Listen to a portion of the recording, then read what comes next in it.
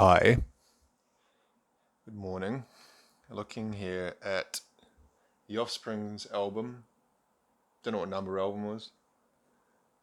Say third, at a guess. Ixnay on the Hombre from 1997. This is obviously, as well, you can probably see there, the condition of this is not great. It's a second hand. I got this for 50 cents. You actually do see this around from time to time. Obviously, the second-hand stuff you're seeing from Offspring is Smash, which I have second-hand, this, and Americana, which I also have second-hand. Their later stuff, you don't see that much. I might have seen it though. What's the one where there's the bust of a head and it's being shattered? I think I've seen that before.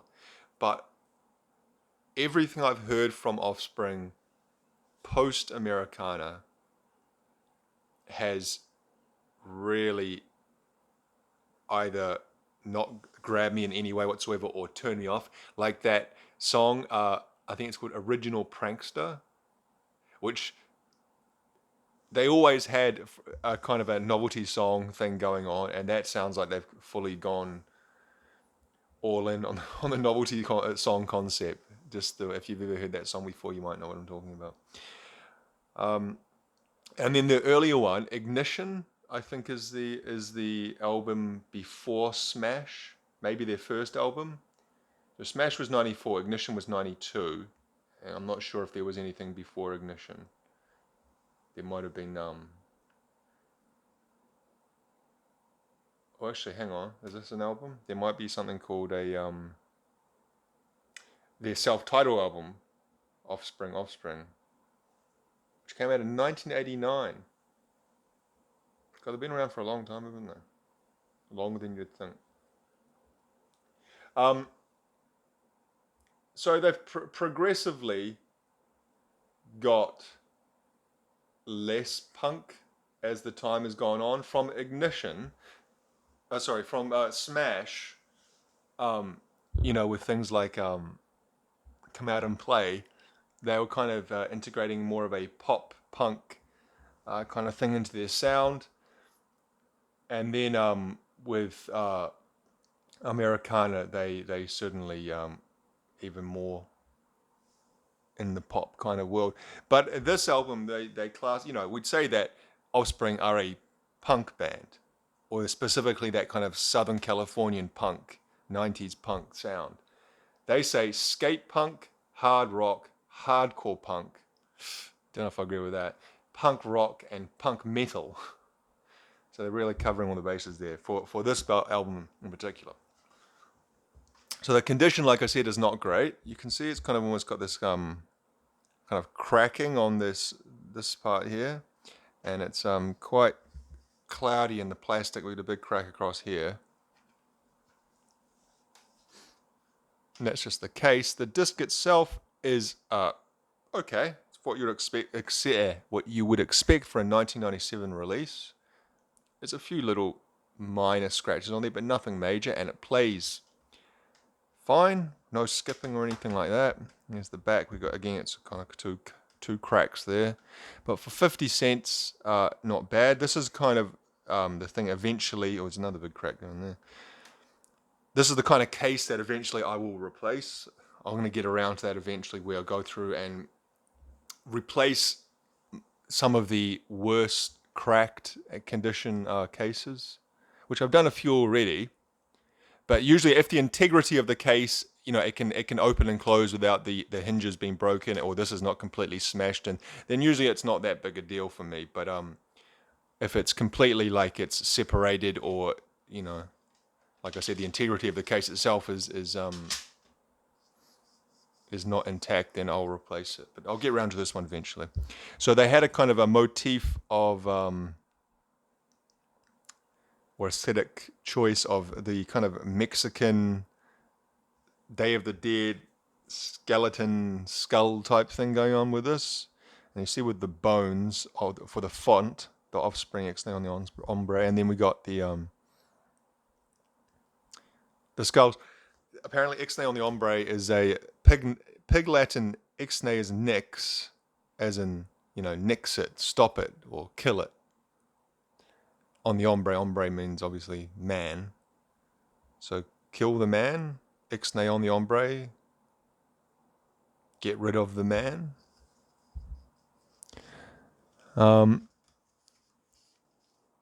So again, you can see in the background there, the kind of skulls in that same sort of design style. Don't know what the significance of that is. And then again, we've got some skeletons. These ones are a little bit different. These ones are more, not so much in the Mexican style. And then what's that? Some guy playing the banjo dressed up as a skeleton. And the Offspring is, or was at this time, Dexter Holland, vocals and guitar, Greg K on the bass, Noodles on guitar and vocals, and Ron Welty on the drums. Now I know Dexter and Noodles are still in the band for sure. As for the other two, I'm not sure. I know that the drummer's definitely not. Ron Welty, he's not in the band anymore because there was that big story recently about another drummer, not him, who got kicked out of the band for not having the COVID vaccination. So I don't know what happened to Ron. Like I said, he left the band in 2003 when they were in the midst of writing and recording Splinter. Splinter's that album I was talking about with the front cover. The artwork is a classical like Greek or Roman bust that's being in the midst of being exploded. It doesn't say why he left, but it does say that he sued for royalties, unpaid royalties in 2020. So maybe not a great relationship going on there. Then I guess they've had other drummers, Adam Willard and Pete Parada. Pete Parada is the guy who got kicked out for not being vaccinated. Now, Greg K, he left in 2018, so he was in the band for a long time. And as for why he left, it doesn't really say. Oh, actually, yes, hang on. He was one of the founding members of the Offspring alongside Dexter. He filed a lawsuit against the Offspring that the band excluded him from band-related activities such as studio recordings and live performances, and that Noodles and Dexter conspired to seize business opportunities as assets. Well, that kind of sucks because he was a founding member. But it's kind of strange with these bands.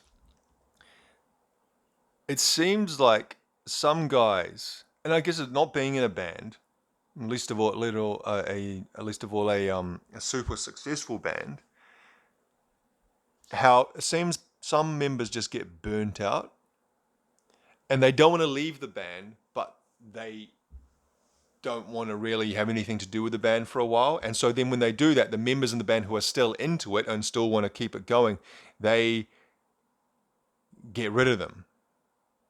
I guess because they can't have dead wood, I guess, or one of the wheels slowing the car down. Similar cases of this is in Korn, David, the drummer. So he, there's conflicting reports about how he left, or did he actually leave, or it was always stated as a hiatus, and he just wanted to kind of concentrate on running his businesses, and then they replaced him, and then he wanted to come back, and they were like, nah, can you not? And then more recently, Fieldy from Korn, he's taking a break for the last 2 years. Now, they haven't kicked him out. I'm not saying that has happened, but just the fact that the band's still touring and recording, and I think he did actually play on the last record, but he just kind of doesn't want to be part of it at the moment. He just wants a break. Queensryche, the drummer, Scott Rockenfeld, he took a break because he had a baby being born, but then the break extended further and further, and so eventually the band just replaced him, and now there's a lawsuit going on between them. So it seems like if a member is not fully into it, Like they said they excluded him from studio recordings. Like you hear about that, like in Kiss. I guess Kiss is a very famous one, and maybe it's a different situation, but where a lot of the later peak records of Kiss, Ace Frehley and Peter Criss were not playing on. I don't mean after they left, where they took the paint off. I mean this is while the band is still in paint in the late 70s, early 80s, and those two guys were so checked out and so doing other things, maybe not so healthy things, that they just wouldn't record in the studio. And it's not as though they'll go, no, I want to record. It's like they were just like, oh yeah, whatever. I'd rather be whatever doing. And I'm thinking Peter Criss's case, he just wasn't good enough. Like his drumming was quite restricted, and he was good at what he could do, but if there was anything outside that, he struggled. So they had to use session players continuously. Anyway, I'm kind of going off base here, aren't I? Talking about things, but those two guys aren't in the band anymore. But Dexter and Noodles are, who are the two most recognizable guys. So Dexter, obviously, they got bleached blonde, kind of spiky hair, often wears sunglasses, and Noodles he wears those thick glasses and has kind of like, or more recently, he's had like kind of hair like a skunk, like dyed black, but with like kind of like a white or grey strips through it, haphazardly.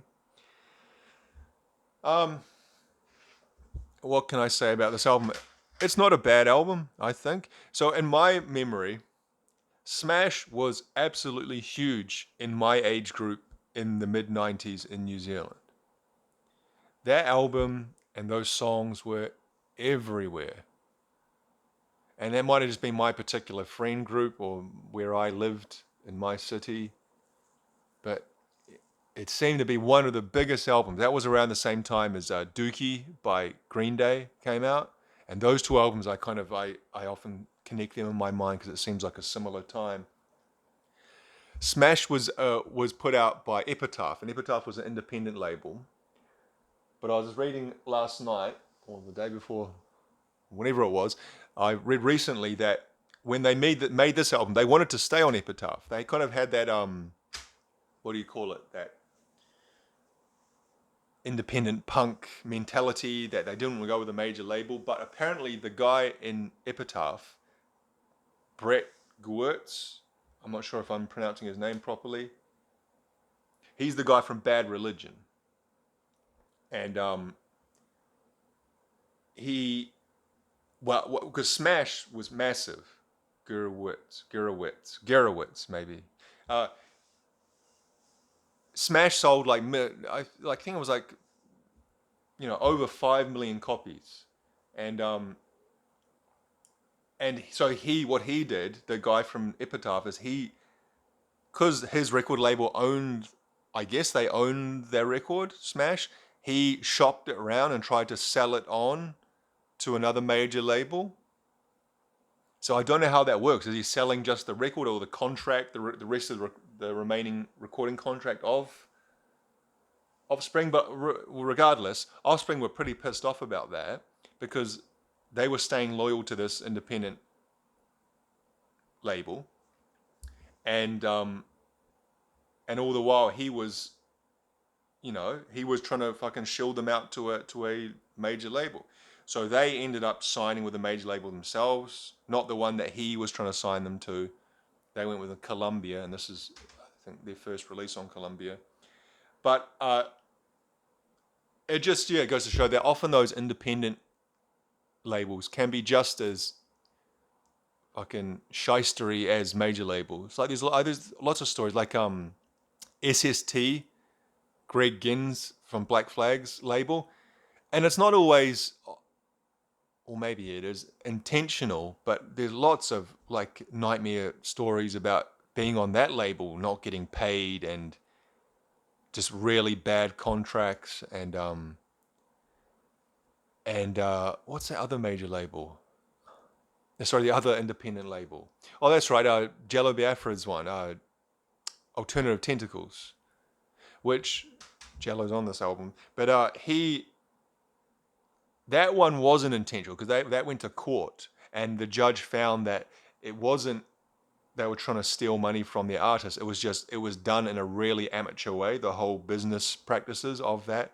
And so royalties were not kept track of. And so people weren't paid out what they should have been paid out. But it wasn't as though he was taking the money for himself. It was just that him and his staff didn't know how to run a record label, basically, or how to run a professional business, which goes to show that the system is very complicated and that you do need a certain amount of professionalism to do so. And anyway, starts off the disclaimer, which is, like I just said, Jello Biafra is giving I don't know, I guess a jokey, comedic introduction to the album and any offense that may be taken. Meaning of Life, I think, was a single. It's a pretty catchy kind of, I guess, skate punk song. Mota, that's okay. Gone Away was the biggest song from this, and is not really. It's kind of a big change, well, not a big change, but it doesn't sound like a typical Offspring song. It's almost fits in with that mid-late 90s radio rock sound, if you know what I mean. I guess post-grunge-ish. And I think is it Amazed? I think Amazed, again, is another song like that doesn't sound like Offspring, really. Like, you can hear because Noodles has got, or whoever it is, whether it's Dexter or Noodles, got quite a recognizable guitar tone. When you hear that, the Offspring guitars, you can kind of identify it as Offspring. But they still have that in the song. You can hear the guitar tone come through sometimes and go, oh, that's right, it's an Offspring song. But just the song structure and style and mood of itself is not Offspringish. Gone Away in particular, it's kind of got quite a dark sound. All I Want, I remember, was the first single. I remember when that came out. And it was a very short song. It was less than 2 minutes long. And a lot of people were saying, well, this, after the commercialism and the success of Smash, this is the album where they're going to go back to their punk roots, which I don't know if I really buy that, because, yeah, if you listen to the rest of the songs, it's not really like a hardcore punk album in any way, really, beyond the short length of that song, and I guess the speed of that song. But I think it's not a bad kind of just rock album for its time. After this was Americana. And Americana, had the song Pretty Fly for a White Guy, which is just, a very pop rock sound and pop rock song, and just the subject matter. It's, like I say, it's almost like a novelty song. And then they had that other song, which the Beatles Oblida Oblida rhythm. Did it? What's the name of that song? Get a Job. Why don't you get a job? Again, almost sounded like a novelty song.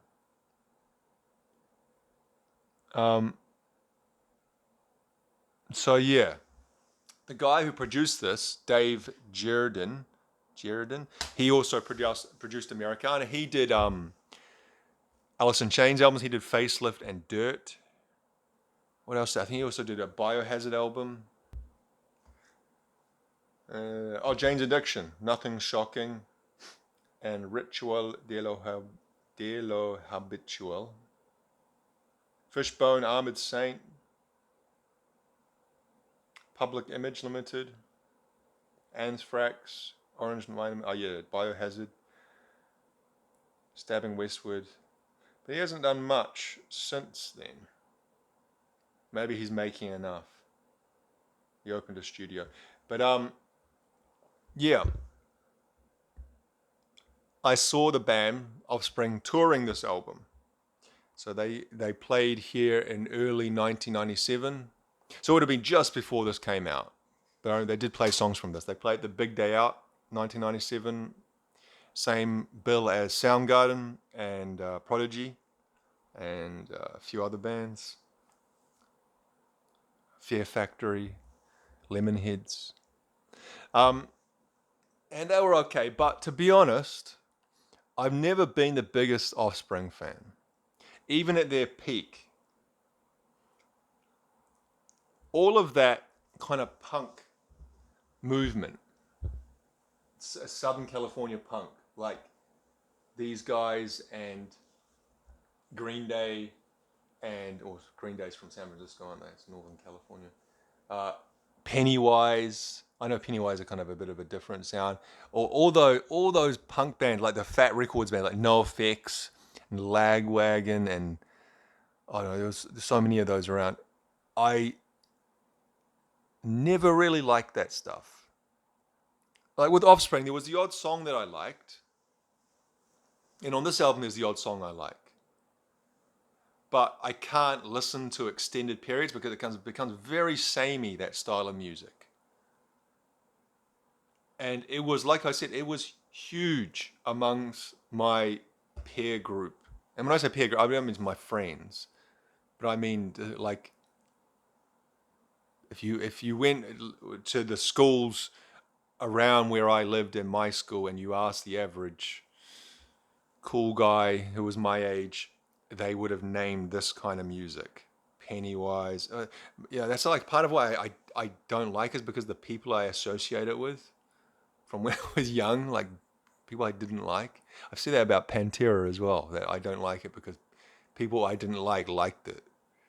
And when I say people I didn't like, I guess like kind of the biggest assholes you can imagine when you're at school, the biggest pricks who went out of their way just to make your life a living hell. Those kinds of guys, they seem to like it. But not just them, some of my friends as well, guys who I considered my friends, they liked it as well. But I never owned an Offspring album. I've never owned a new Offspring album. At the time, I never owned it. I think I bought Dookie on tape, cassette tape. But like Pennywise and stuff, no. Never really got sold on that kind of stuff. Anyway, this has been a long video, and I've rambled a lot about other things that weren't really to do with the album itself. But yeah, I'd say this is a kind of a 2.5, 3 out of 5 album, which isn't bad. And maybe I won't say that actually. All right, we'll leave it there. Thank you for watching.